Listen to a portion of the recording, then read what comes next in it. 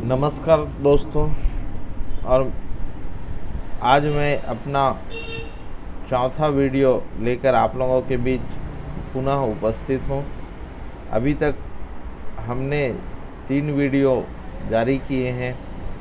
जिन्होंने भी तीनों वीडियो नहीं देखे हैं, मैं आप लोगों को निवेदन करूँगा कि वो तीनों वीडियो आप लोग पुनः देखें। आज हम कंपनी को लेकर चर्चा करेंगे। कंपनी मुख्यतः 3 प्रकार के होते हैं।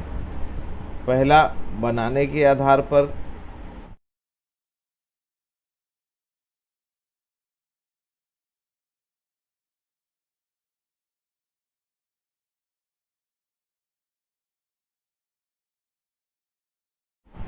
दूसरा, जिम्मेदारी या उसकी देनदारी के आधार पर।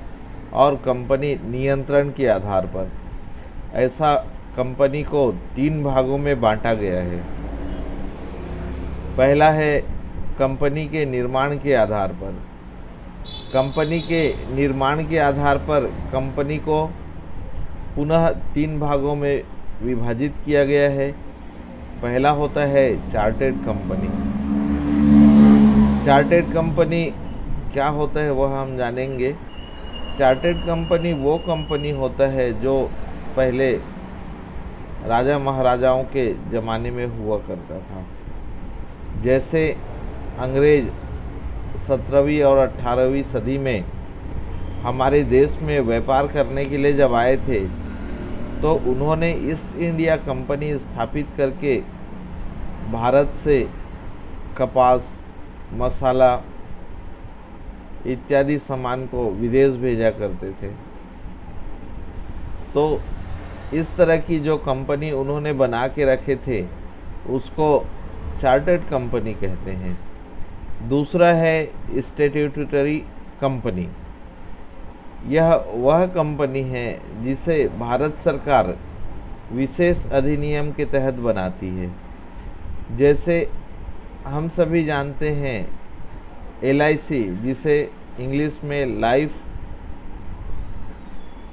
इंश्योरेंस कॉरपोरेशन कहते हैं या भारतीय बीमा निगम कहते हैं। इसको बनाने के लिए भी सरकार ने विशेष अधिनियम पारित किया था। तो इस तरह से जो कंपनी बनी है विशेष अधिनियम से, उसे हम स्टैट्यूटरी कंपनी कहते हैं। अब थर्ड होता है रजिस्टर्ड कंपनी। रजिस्टर्ड कंपनी वह कंपनी होता है जिसे सरकार 1956 और 213 कंपनी एक्ट के तहत बनाई है। जैसे हमारा कृषक उत्पादक company Balaghat rural livelihood seed producer company limited 2013 company act के तहत बना है। तो यह भी एक रजिस्टर्ड कंपनी है। यह है कंपनी के बनाने के आधार पर 3 तरह से हमने वर्गीकरण किए हैं। अब अगला है जिम्मेदारी या देनदारी के आधार पर जो वर्गीकरण है, उसके बारे में हम जानेंगे।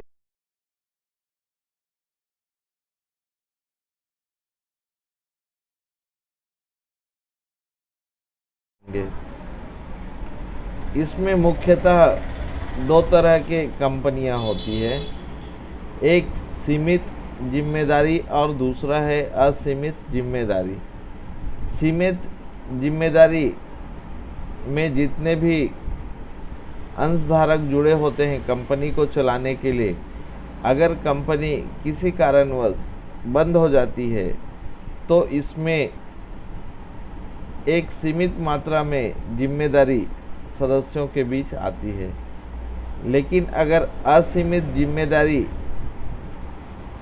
के रूप में कंपनी का निर्माण हुआ रहता है, तो उसमें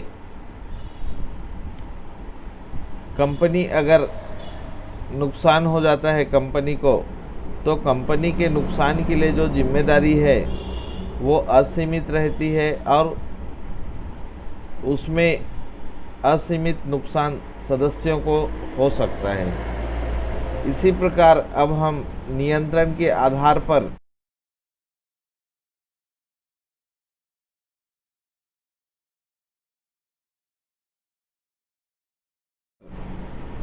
बात करेंगे। नियंत्रण के आधार पर कंपनी को 4 भागों में बांटा गया है। पहला है शासकीय कंपनी। शासकीय कंपनी वह कंपनी होता है जो या तो राज्य सरकार बनाती है या केंद्र सरकार बनाती है या दोनों मिलकर बनाते हैं। इसमें सरकार जो है उनका हिस्सा 50% से अधिक होता है। जैसे भारतीय स्टेट बैंक आप कह सकते हैं। भारतीय स्टेट बैंक सरकारी कंपनी है क्योंकि इसमें सरकार का जो निवेश है या सरकार का शेयर है वो 50% से अधिक है। दूसरा होता है होल्डिंग कंपनी। होल्डिंग कंपनी मुख्यतः बड़ी कंपनियां होती है जो अपने कार्य को संचालन के लिए और भी छोटी छोटी कंपनियां बनाती है। तो बड़ी कंपनी को होल्डिंग कंपनी कहते हैं और छोटी कंपनी को सब्सिडियरी कंपनी कहते हैं। जैसे आप लाइफ बॉय और कोलगेट ऐसे शैम्पू पेस्ट बनाने वाली कंपनी जानते हो जिसे हिंदुस्तान यूनिलीवर कहते हैं। तो हिंदुस्तान यूनिलीवर जो है वो एक होल्डिंग कंपनी हो गई। लेकिन हिंदुस्तान यूनिलीवर जो भारत में व्यापार के लिए बना है, हिंदुस्तान यूनिलीवर इंडिया, तो वो हिंदुस्तान यूनिलीवर का सब्सिडियरी कंपनी है। इसी तरह हिंदुस्तान यूनिलीवर अलग अलग देशों में व्यापार करती है तो वहाँ पे अलग कंपनी उस देश के नाम से बनाकर व्यापार करती है, तो उस देश का वो वहाँ पे सब्सिडियरी कंपनी बन जाता है। और जो सब्सिडियरी कंपनी होता है उसमें होल्डिंग कंपनी का शेयर बहुतायत में होता है और वहाँ निदेशक सदस्य भी होल्डिंग कंपनी रखती है। तो इस तरह से आप कह सकते हैं कि सब्सिडियरी कंपनी में ज़्यादातर प्रभाव जो रहता है या अधिकार क्षेत्र रहता है वो होल्डिंग कंपनी का रहता है।